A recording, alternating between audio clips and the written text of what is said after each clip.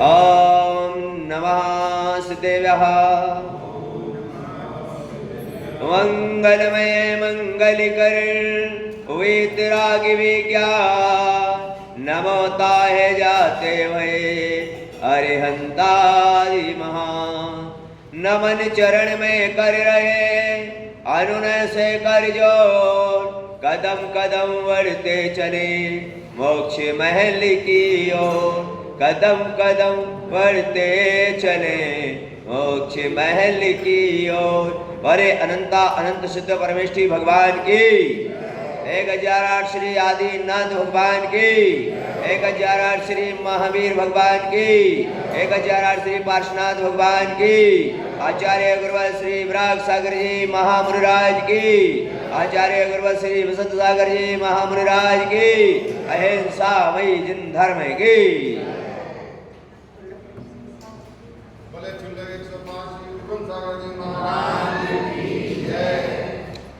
आत्माओं, भगवान के समोसरण में विराजित सभी भगवान की कल्याणकारी जिनवाणी को अमृत पान कर अपनी इस आत्मा का कल्याण करने का पुरुषार्थ करेंगे। सीधे हम चलते हैं भगवान के समोसरण में। और भगवान के समोसरण में कल तुमको बताया था क्या कि प्रश्न किया गया धर्म के बारे में। तो ग्रस्त धर्म का चल रहा था कि सदग्रस्त क्या चल रहा था? सदग्रस्त का विवरण चल रहा था। उसके अंदर में भगवान से प्रश्न पूछा गया। राजा शरणिक ने कहा कि ऐसा कोई सदग्रस्त हुआ जिन्होंने अपने जीवन में अपने कर्तव्य का पालन किया। ऐसा कोई सदग्रस्त हुआ जिसने अपने जीवन में कर्तव्य का क्या किया हो? पालन किया। यहाँ पर आप भी देख सकते हो, विचार कर सकते हो कि धर्म की परिभाषा यहाँ पर तुम भी जान सकते हो। तो 4 अनुयोग हैं हमारे, और चारों अनुयोगों में अपने लिए चारों प्रकार की ये परिभाषा बताई है। सबसे पहले प्रथमानुयोग की परिभाषा आपको कहती है कि देव शास्त्र पर सच्चा श्रद्धान। क्या? देव शास्त्र पर सच्चा श्रद्धान। ये माताएं चलना फिरना बंद कर दो, बैठ जाओ अपनी अपने स्थान पर, बाद में कर लेना सभी। घर जैसा सिस्टम मत रखो यहाँ पर, मंदिर आ गए और रसोई में दूध रखी आ गए। बंधु हो तो यहाँ पर कह रहे हैं तुम्हारे लिए आचार्य कह रहे हैं कि आप अभी श्रावक हो, गृह श्रावक हो। अभी गृह श्रावक भी नहीं हो, अभी तो भोगी श्रावक हो। कौन से श्रावक? गृह श्रावक का कल विवरण बताया था मैंने। तो यहाँ पर आचार्य कहते हैं कि धर्म क्या है? तो वो कहते हैं कर्तव्य में धर्म। कर्तव्य भी हमारा धर्म है। जैसे आप लोक व्यवहार में भी देखते हो, लोक व्यवहार में तुम लोगों से अभी कहा जाए तो तुम कहते हो नहीं कहते? अभी हमारे कर्तव्य बाकी हैं, बच्चों को पालन करना है, हमारे लिए ये काम करना है। तो लोक व्यवहार में जब हम कर्तव्य का पालन कर रहे हैं निष्ठा और भक्ति से, तो धर्म में भी कर्तव्य का पालन करना चाहिए कि नहीं? बोलो।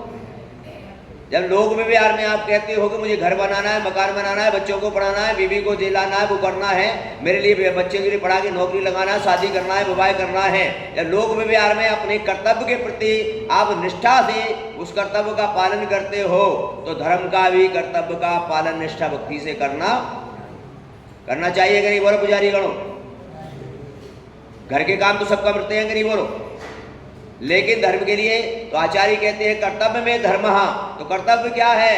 तो आचार्य कुंद स्वामी जो हमारे महानाचार्य हुए, उन्होंने एक रहनसार ग्रंथ लिखा, और रहनसार ग्रंथ के अंदर में उन्होंने लिखा है कि धर्म क्या है। तो उन्होंने लिख दिया दानम पूजा मोक्षम श्रावक धर्मम। श्रावक का धर्म क्या है? दान करना और पूजा करना। क्या है? माता सुन रही हो कि नहीं? मेरी तरफ देखो, सब काम मत करो अपने अपने, इधर देखो। क्या बता दिया आचार्य कुंद स्वामी ने? दानम पूजा मोक्षम, यानी दान करना और पूजा करना श्रावक का मुख्य कर्तव्य है। अब दान क्या? तो यहां पर कह दिया दान 4 प्रकार 4 संघ को। दान क्या है? दान 4 प्रकार 4 संघ को दीजिए, यानी आपके लिए आहार दान, ज्ञान दान, औषधि दान और अभय दान। कितना? 4 संघ, यानी मुनि, आर्का, क्षुल्लक और ये देखो कितनी अच्छी बात यहाँ पर बताई है कि 4 प्रकार के जो संघ हैं उनको 4 प्रकार का दान देना है और अष्टतरफ से भगवान की पूजा करना है। ये है हमारा धर्म, ये है हमारा धर्म। और यही धर्म हमारे लिए नियम से संसार के सुख दिलाता है और नियम से मोक्ष को भी प्राप्त करा। तो आप बताएंगे यहाँ पर जितने भी लोग बैठे हैं, जितने भी माताएं बैठी हैं, पुरुषगण बैठे हैं, क्या तो यहाँ पर एक कर्तव्य का पालन हम लोग करते हैं। अब आचार्यों ने क्या कहा, कर्तव्य का पालन कैसे करना, तो उन्होंने कहा 8 साल पूरा होते ही अपने कर्तव्य का पालन शुरू कर देना चाहिए। और कब तक करना चाहिए, जब तक हमारी आयु है तब तक। यहां पर एक दिन के लिए नहीं कहा गया, रोज के लिए कहा गया। किसके लिए कहा, रोज के लिए कहा गया है, क्योंकि रोज जो करते हैं वो है धर्म, और कभी कभी करते हैं वो है व्यवस्था। क्या है, वो है व्यवस्था। तो आप लोग क्या करते हो, अभी आप लोग व्यवस्था करते हो। क्या करते हो, धर्म का मतलब जो रोज होता है। तो कुंद स्वामी ने कहा धर्म पूजा मुखम श्रावक धर्मम। तो प्रत्येक श्रावक को रोज अपने घर पर शुद्ध भोजन बना के रोज चतुर्वेद संघ के लिए आहार देना चाहिए और अष्टतरफ से भगवान की। बस इतना अगर तुमने कर लिया, इसका फल क्या है जानते हो, इसका फल है, राजा श्रेणिक ने यह प्रश्न किया और कहा कि ऐसा कोई श्रावक हुआ, गृहस्थ श्रावक, जिसने संसार के सुखों को प्राप्त किया हो और निर्माण को भी। तब उस समय भगवान की वाणी से बताया जाता है कि ऐसा श्रावक कौन हुआ। मुझे तो कभी कभी शास्त्र पढ़ने के बाद बड़े गजब की बात आती है, क्या कि बताओ किसका नाम आया, साधारण व्यक्ति का नहीं, भरत चक्रवर्ती का। किसका आया, किसका आया भैया, भरत चक्रवर्ती का। जैसे ही मैंने भरतेश वैभव को देखा तो मेरे दिमाग में बात आई कि चक्रवर्ती जैसे का नाम दिया गया, या किसी साधारण व्यक्ति का नाम नहीं दिया गया। विचार करो, चक्रवर्ती का नाम दिया गया कि गृहस्थ में रहकर भी उसने अपने गृहस्थ धर्म में रहकर भी अपने आवश्यक कर्तव्य का क्या किया, पालन किया। विचार करो थोड़ा सा। और वो चक्रवर्ती से पूछा गया 72 जिनालय बनाए, कितने, कहां पर बनाए, कैलाश पर्वत पर। कहां पर, कैलाश पर्वत 72 जिनालय, वो भी सोने के। काहे के, ऐसे नहीं थे, पूरा सोने के, और उसमें प्रकाश के लिए मणियां जड़ी हुई थी। क्या, ऐसे जिनालय कितने बनाए, 72 जिनालय। 72 जिनालय बनाए और 72 जिनालय के बाद उनके पिता आदिनाथ स्वयं तीर्थंकर, उन्होंने भी दीक्षा को धारण किया। सुनना, बहुत अच्छी बात है सुनने की।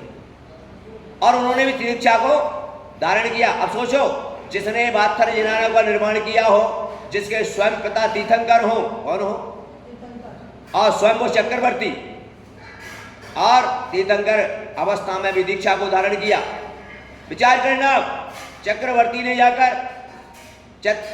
जाकर जब भगवान को केवल ज्ञान हुआ तब प्रश्न किया, पूछा, तो भगवान आदिनाथ ने कहा सबसे पहले आप गृहस्थ में रहते हो, आपने 72 जिनालयों का निर्माण करा दिया, आपके पिता तीर्थंकर हैं, क्या, तो आप सोच लेना। क्या कहा उन्होंने, आप सोच लेना कि आपके पिता तीर्थंकर है, दीक्षा को धारण कर लिया, आपने मंदिरों का निर्माण कर दिया, इससे तुम्हारा कल्याण हो जाए। नहीं होगा। बोले कब होगा, बोले तुम गृहस्थ में रहकर अपने आवश्यक कर्तव्य का क्या करोगे। समझ रहे हो मेरी बात, नहीं समझ रहे भैया लोगों, कितनी अच्छी बात कही। स्वयं तीर्थंकर, जिनके पिता केवल ज्ञान को प्राप्त करे बैठे, उन्होंने अपनी दिव्य देशना से कहा क्या, कि आप अपने आवश्यक कर्तव्य का क्या करो, पालन करो। अब यहाँ पे पूछ रहा हूं मैं आप लोगों से, आपसे मैं निवेदन करके पूछ रहा हूं, इतनी माताएं बैठी हैं, क्या आपसे पूछ रहा हूं मैं, क्या 72 जिनालय तो चक्रवर्ती ने भी बनाए, किसने, क्या आपने भी एक जिनालय बना लिया, क्या, विचार करना, उनके पिता तीर्थंकर, लेकिन उसको अपने कर्तव्य का पालन बोलो करना। तो आप लोगों से मेरा निवेदन है कि आप लोग अपने कर्तव्य का पालन क्यों नहीं करते। और जब तक कर्तव्य का पालन नहीं करोगे आपको कर्मों की निर्जरा नहीं होगी। क्या? किसकी निर्जरा नहीं होगी? क्योंकि मैंने तुमको बता दिया क्या कि आप अगर शुद्ध भोजन नहीं करते हो, आप मंदिर के अंदर आकर क्या मंदिर के कार्य नहीं करते हो, तो ध्यान रखना आप व्यवस्थाएं और व्यवस्था जो होती है उसको पुण्यबंध का कारण नहीं होता। इसलिए व्यवस्थित है हमारा धर्म। क्या है? बोलो, धर्म कैसा है? और तुम काहे के पीछे पड़े हो? बोलो, व्यवस्थाओं के पीछे। किसके? नहीं बंधु हो, आप सभी लोग अपने घरों के अंदर में ऐसा विचार कर लो कि हम अपने कर्तव्य का पालन करेंगे। क्या करेंगे? तो यहां पर भरत चक्रवर्ती का जब उदाहरण पढ़ते हैं तब मन में विचार आता है, चिंतन आता है। क्या कितना वैभव था चक्रवर्ती के पास, पता है आपको? 6 खंड का अधिपति। कितने का? या तुम लोगों के पास कितने खंड का घर है? बोलो बोलो। विचार 96,000 रानियां। कितनी? गुड़गांव में कितनी है? बोलो भाई साहब, कितनी है? वो कह रहे एक के माई तो भागने पर रहेगी। वही तो वो नहीं, मुश्किल से मिली और उसका भी पालन बड़ा। कहने का तात्पर्य आप देखेंगे क्या कि 96,000 रानियां, 84 लाख हाथी, 18 करोड़ घोड़ा। क्या विचार करो, एशिया चक्रवर्ती पद को पाने वाला जहां पर उसके प्रति संपदा होती है उसे कमाने की जरूरत नहीं पड़ती, क्योंकि उसके पास 14 रत्न और 9 निधियां होती हैं। जिसके उसका पुण्य होता है तो उसका खजाना कभी खाली होता ही, अपनी तरह कमाना नहीं पड़ता उसको। बंधु आप विचार करना, चिंता करना। ऐसा चक्रवर्ती विचार कर लेना, चिंतन कर लेना, सोच लेना, रोज अपने आवश्यक कर्तव्य का पालन करता है। कौन करता है? चक्रवर्ती। सबसे पहले वो अपने आवश्यक कर्तव्य पालन करने के लिए सबसे पहले मंदिर आता है, अभिषेक करता है, पूजा करता है, फिर उसके महल में स्वयं उसकी पटरानी क्या अपने हाथों से शुद्ध भोजन बनाती है। और चक्रवर्ती क्या अपने दरवाजे पर पहुंच के फिर पड़गान के लिए खड़ा हो जाता है। सारी प्रजा वहां पर खड़ी होती है और पड़गान करने के बाद साधु को आहार देता है, उसके बाद स्वयं का भोजन करता है। और बचा हुआ जो समय है उसमें राजकाज को देखता है। कौन से समय में देखता है? बचे हुए समय में राजकाज को देखता है। पहले धर्म के कार्य सारे करता है। विचार करो, ऐसे चक्रवर्ती को जब मैंने पढ़ा तो मेरे मन में विचार आया कि इसको सारे सुख हैं। क्या है? और ऐसा सुखी व्यक्ति, अब तुम्हारे ऐसे सुख मिल जाए, यहां पर भी देख लेना। मैंने अभी देखा सभी जगह, दिल्ली में भी था, एक व्यक्ति मुझसे आकर बोला, महाराज एक व्यक्ति है। तो मैंने कहा कैसा है भाई? बोले एक व्यक्ति है, आधा नोएडा उसका है, इतना पैसे वाला है। तो मैंने कहा क्या हुआ? बड़ा सुखी है। मैंने मंदिर, बोले महाराज 11 बजे दर्शन करने आता है। कितने बजे? सिर्फ काय के लिए आता है 11 बजे दर्शन करने। बोले क्यों? ध्यान रखो, वहां चक्रवर्ती सारे सुखों को प्राप्त करके अपने कर्तव्य का पालन कर रहा है, क्योंकि उसके मन में विचार है कि मैं गृहस्थ में हूं और मेरा कर्तव्य करना मेरा धर्म है। और हम लोगों के पास अगर कुछ सुखी हो जाए तो मंदिर आना ही क्या हो जाता है? बोलो, गलत हो तो बताओ। तो अब चक्रवर्ती का वह मैंने पढ़ा। अब देख रहे, विचार करें, वो चक्रवर्ती जब मंदिर आता है, कहां आता है? अब चक्रवर्ती देख लो, चक्रवर्ती का महल बनाया। क्या बनाया? चक्रवर्ती का महल बनाया 84 खंड का। कितने का? कितने खंड का होता है चक्रवर्ती का महल पता है? 84 मंजिल का। कितना? तुम्हारे पास कितने मंजिल के मकान? बोलो। हाँ, वो कह रहे हैं 2-3 का तो है ही गई महाराज। फिर 2-3 मंजिल का, तो तुम्हारे 2-3 मंजिल का मकान है, ज्यादा से ज्यादा उसमें मार्बल लगा होगा, टाइल्स लगे होंगे, इतनी सुंदरता होगी। लेकिन चक्रवर्ती का महल जो बनता है उसमें क्या मणियां लगी होती है? क्या? ध्यान रखो, उस चक्रवर्ती का महल बनके तैयार हो गया। किसका? पीछे वाले सुन रहे हैं कि नहीं? और चक्रवर्ती का महल बन के तैयार हो गया। जब चक्रवर्ती से कहा प्रवेश करो, क्या करो? तुम लोग में मकान बनाते हो ना, उसका करते हो ना, नांगल करते हो नहीं करते उसको प्रवेश। तब चक्रवर्ती महल में प्रवेश करने के लिए जब गया तो नीची गर्दन करके प्रवेश महल किया। क्या कर लिया? उस महल में जाने पर गर्दन को सिर झुका लिया नीचे। लोगों ने कहा, कारीगरों ने कहा, लोगों ने कहा इतना बढ़िया महल बनाया है, क्या महल आपको पसंद नहीं आया? क्या नहीं आया? महल आपको अच्छा नहीं लगा क्या? सुंदर नहीं बना क्या? आप लोग घर को सुंदर बनाते हैं, क्या बनाते हो? चक्रवर्ती ने कहा नहीं नहीं, तो बात क्या है? आप महल को देख क्यों नहीं रहे? क्या सुंदर नहीं लगा? चक्रवर्ती ने क्या कहा पता है आपको? चक्रवर्ती ने कहा ओ हो, मुझे क्या पता था क्या कि मेरे इतने तीव्र पाप कर्म का उदय है? क्या मेरे तीव्र पाप कर्म का उदय है कि मुझे रहने के लिए इतनी बड़ी जेल मिली? क्या मिली? क्या मान रहा है उस महल को वो? अब तुम क्या मान रहे बोलो? एक सुंदर सा घर बन जाए तो कहते हो हो मैंने बड़ा सुंदर घर बनाया है। चक्रवर्ती उसको कहता है जेल, इतनी बड़ी जेल मिली मुझे रहने के लिए। विचार करो ऐसे उसके भाव। चक्रवर्ती, आप लोग विचार करना, मंदिर में आप ऐसे भाव से आओगे, घर में अगर आप घर में रहते हो, सुंदर घर में रहते हो, एसी में रहते हो, सुंदरता में रहते हो, और जितनी सुंदरता में रहोगे और जितनी सुविधाओं में रहोगे, जितने साधनों में रहोगे, और वहां से जब मंदिर में निकल कर आओगे तो आपको मंदिर में भी उतनी सुविधा नजर आएगी, उतने साधन नजर आएंगे, उतना स्वच्छ नजर आएगा। और मंदिर में जितना आप गंदे बन के निकलोगे, मंदिर उतना ही पवित्र बन जाओगे। क्या बात समझ रहे हो? कि सुविधाओं में से आते हो, साधनों में से आते हो, इसलिए मंदिर में भी क्या लगेंगे तुमको? बताओ, विचार करो। ऐसा चक्रवर्ती क्या मान रहा है वो अपने महल को? और तुम क्या मान रहे हो? बोलो बोलो बोलो। क्यों मान रहा है? वो जानता है कि संसार में ये सब कुछ जो वैभव है वो पुण्य का है, ये मेरा नहीं है। बोलो किसका है? बताइए, तुम्हारे लिए सब कुछ मिला है, किससे मिला? तुम्हारे साथ जाएगा क्या?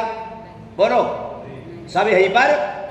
इससे सिद्ध हो गया क्या वो चक्रवर्ती जानता था ये पुण्य का वैभव है, ये मेरा नहीं है, और पुण्य से मिला है। आप लोग भी ध्यान रखना, पुण्य से अगर आपको मिला है तो आचार्य कहते हैं पुण्य को भोगो जरूर, लेकिन उसमें आसक्त मत हो। क्या? पुण्य को पुण्य मानो और धर्म को धर्म मानो। क्या मानो? क्या मानो? पुण्य को और धर्म को धर्म। तो तुम क्या कर रहे हो? पुण्य को ही धर्म मानते हो। किसको? बंधुओं, वो चक्रवर्ती का जब विवरण पढ़ते हैं, आप लोगों से भी मेरा यही निवेदन है, यही कहना है क्या कि आप लोग भी गृहस्थ में रहो, पुण्य का फल भोगो, लेकिन क्या करें? अपने कर्तव्य का क्या करो? पालन करो। और उस समय चक्रवर्ती का विवरण जब मैंने पढ़ा तो मेरे मन में विचार आया, कितना वैभव। और चक्रवर्ती जब मंदिर आता है, चक्रवर्ती जब मंदिर आता है, पता है आपको क्या बन के आता है? पता है?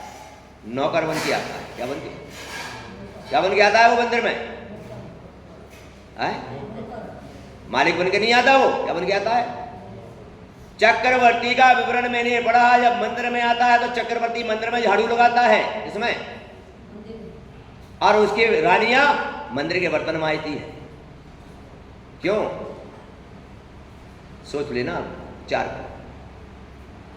चक्रवर्ती क्या लगा रहा है मंदिर में? और जैसे ही मंदिर में चक्रवर्ती आता है पूजा के लिए, वैसे ही स्वर्ग से देव उतर के उसको देखने आते हैं। कौन जा रहा है मंदिर?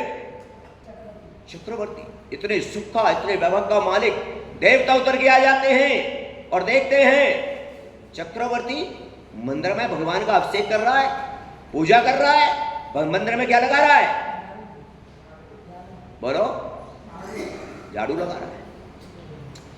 उसकी पटरानियां बर्तन मांज रही है। पीछे एक दूसरा व्यक्ति आ रहा था, जैसे अपन लोग है ना, धर्मात्मा जी जीप चला आ रहा था। पूछ लिया कि तुमने जब चक्रवर्ती आता है तो देवता उतर के आ जाते हैं, क्या, और वो पीछे व्यक्ति आता है तो देवता चले जाते हैं। बोले क्यों? क्योंकि सुखी व्यक्ति जब मंदिर में आता है तो देवता मंदिर में आकर उसको देखने आते हैं, और जब दुखी व्यक्ति आता है मंदिर में तो देवता यहां से चले जाते हैं। तो पीछे जो व्यक्ति आ रहा था वो कैसा व्यक्ति था? दुखी व्यक्ति था। कैसा था? अपन लोग सब कैसे व्यक्ति हैं? सुखी व्यक्ति। अपन भी सब कौन से व्यक्ति?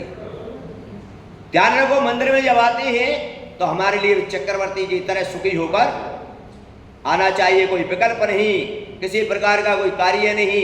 तब जाकर वो चक्रवर्ती जो था, तो चक्रवर्ती का विवरण कैसे कर्तव्य का पालन किया उसने, आप विचार कर सकते हैं।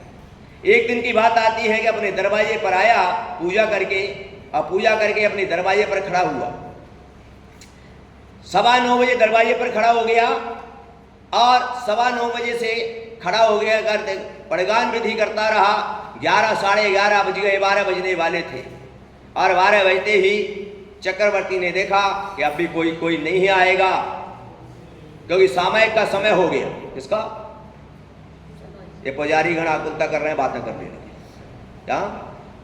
अब मतलब धर्म की बात चल रही तो इनको क्यों? क्योंकि ये चक्रवर्ती के चाचा हैं। कौन है? चक्रवर्ती तो आराम से बैठकर है, क्योंकि इनके पास उनसे भी ज्यादा वैभव है। क्या? इसलिए इनको जाके संभालना है। क्या करना है? बंधुओं, विचार करो। वो चक्रवर्ती जब दरवाजे पर खड़ा, उसने कहा सामयिक का समय हो गया। क्या वो अपनी तरह भोजन करने बैठ गया? बोलो, सारी प्रजा वहीं पर खड़ा है, क्योंकि तुम्हें बताया है कि गुरु उपासती का मतलब होता है। दूसरे नंबर पर आती है देव पूजा के बाद गुरु उपासती। गुरु उपासती का मतलब जब तक नगर में साधु का आहार ना हो जाए, नगर वासियों को भोजन पानी ग्रहण नहीं करना चाहिए। यह गुरु उपासती का मतलब, गुरु की उपासना। गुरु नगर में बैठे हैं और उनसे पहले हम भोजन कर रहे हैं, पानी पी रहे हैं, इसका मतलब विचार करो। गुरु को आहार दिए बगैर सम्यक दृष्टि जीव भोजन ग्रहण नहीं करता। क्या? और हम लोग क्या करते हैं? बोलो। वो चक्रवर्ती के पास जब नहीं आया तो चक्रवर्ती की आंखों से आंसुओं की धार लग गई। क्या लगी? रोने लगा। उससे पूछा गया कि क्या रो रहे हो, तुम तो चक्रवर्ती हो। कितनी अच्छी बात कही उसने। उसने कहा, हे प्रजाजनों, हे मंत्रियों, इन आंखों ने भगवान के दर्शन किए, इन आंखों ने जिनवाणी को पढ़ा, इन आंखों ने किसी गुरु के दर्शन नहीं किए। इसलिए यहाँ का कोई मतलब की सोचो, पूरे जीवन में एक दिन घटना आई, हमारे साथ तो रोज घटना घटती है, कोई फर्क पड़ता ही?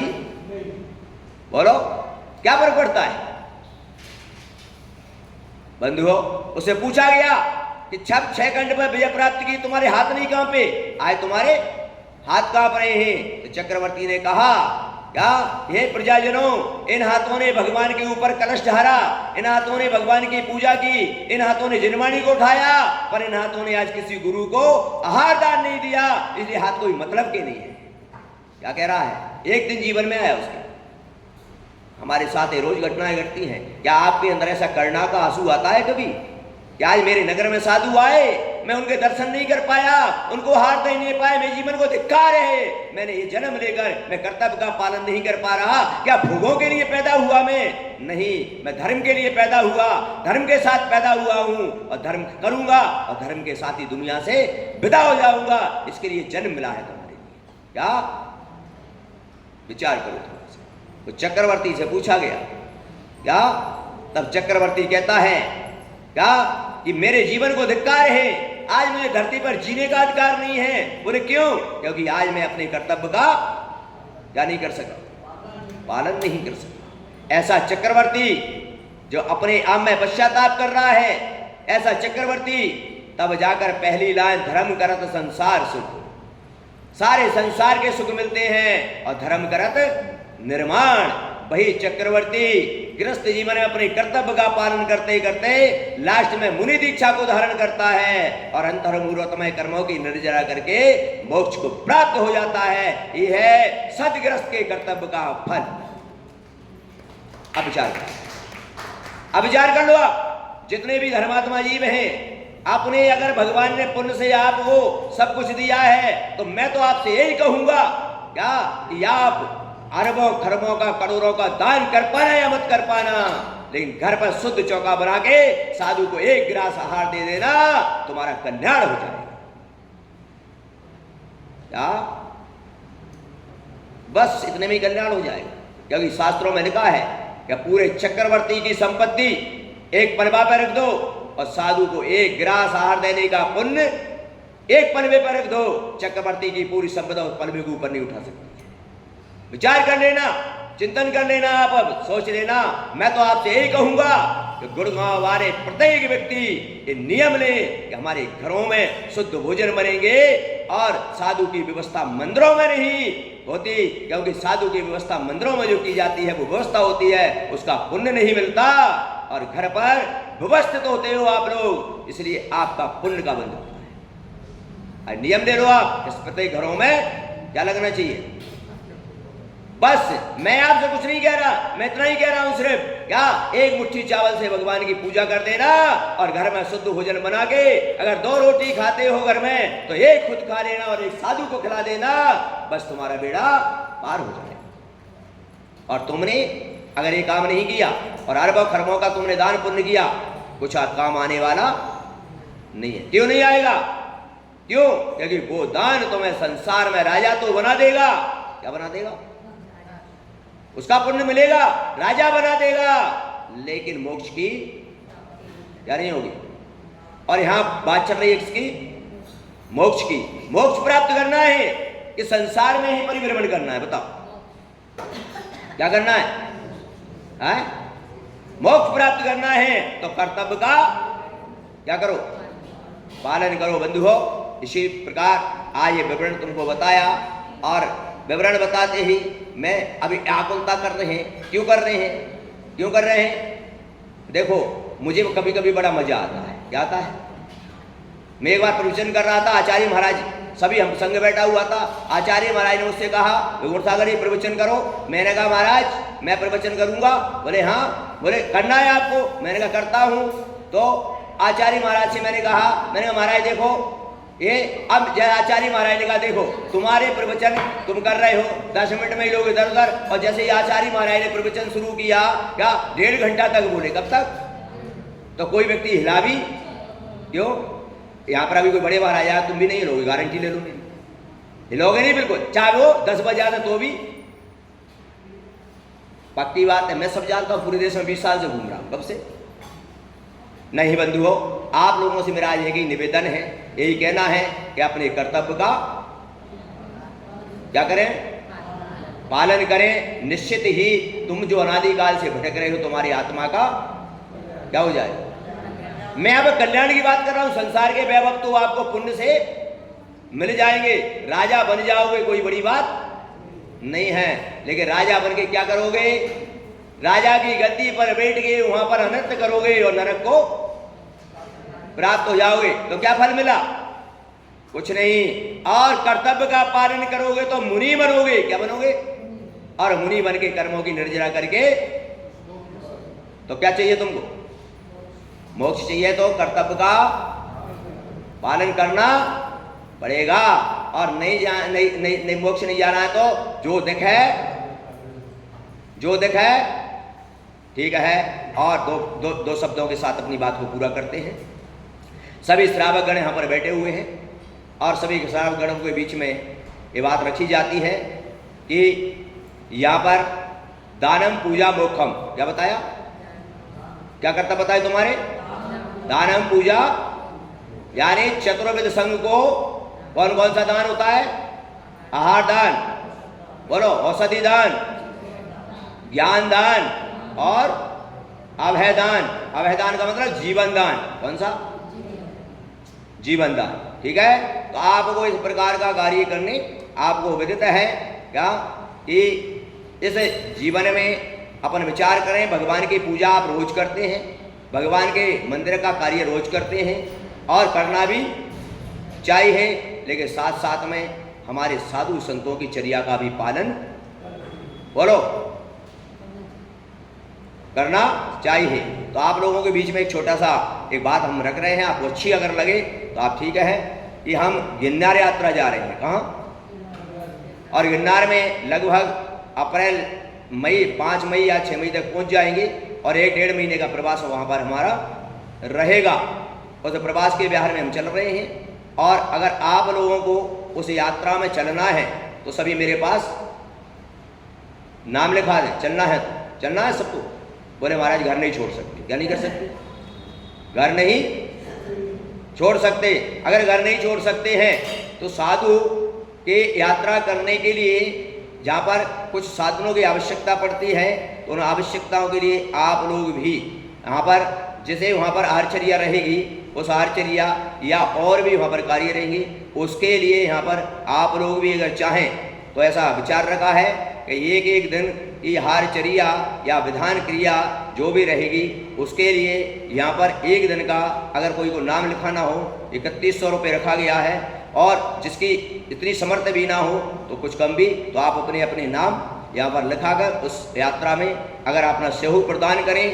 और आचार्य कहते हैं कि साधु की वंदना कराने का फल, आचार्यों ने कहा कि तीर्थ दूसरे नंबर पर आते हैं। कौन से नंबर पर? तीर्थ और मंदिर कौन से नंबर पर आते हैं? और साधु पहले नंबर पर आते हैं। क्यों आते हैं? कि जो भी सम्य शिखर आप गए, तो सम्य शिखर कब बना? जब मुनियों ने वहां पर मोक्ष को, तब वो क्या बना? तीर्थ बना। बोलो बना कि नहीं? तो पहले कौन आए? इसीलिए पहले आपके लिए अगर इस प्रकार का अभाव हो तुम्हारा, तो आप अपने अपने सभी जितने भी लोग बैठे हैं, अपना अपना एक दिन का 2 दिन का जो भी है आप नाम लिख कर दे सकते हैं। और इस वंदना कराने का फल आचार्य कहते हैं कि जैसे साधु आपके सहयोग से वंदना करता है, जैसे ही पहाड़ पर चढ़ता है, वैसे 6वां हिस्सा पुण्य, कितना? 6वां हिस्सा पुण्य जो श्रावक सहयोग करता है उसके खाते में ट्रांसफर हो जाता है, क्योंकि इसका तुरंत फल मिलता है और पूजा का फल पता नहीं किस जन्म में मिलेगा। इसलिए आप लोग सभी अपने अपने एक घर से एक नाम जरूर आप लिखाएं, और ये नाम आप लिखाकर और ये लिस्ट दीदी को बता दें, अपने फ़ोन नंबर लिख दें उस पर। और आप लोग अभी चाहें तो अभी भी आपका कार्य कर सकते हैं, नहीं अगर आपके पास, तो वहाँ पहुँचने के बाद भी आप वहाँ पर भी कार्य कर सकते हैं। जिन जिन के भाव हों वो अपने अपने नाम दे सकते हैं। बोलिए आप कोई भी व्यक्ति एक पेन और कागज लेके जो नाम लिखना चाहें वो अपना अपना नाम लिखवा लें। यहाँ पर एक व्यक्ति कोई भी यहाँ पर सबके पास संपर्क करके नाम लिखा सकते हैं।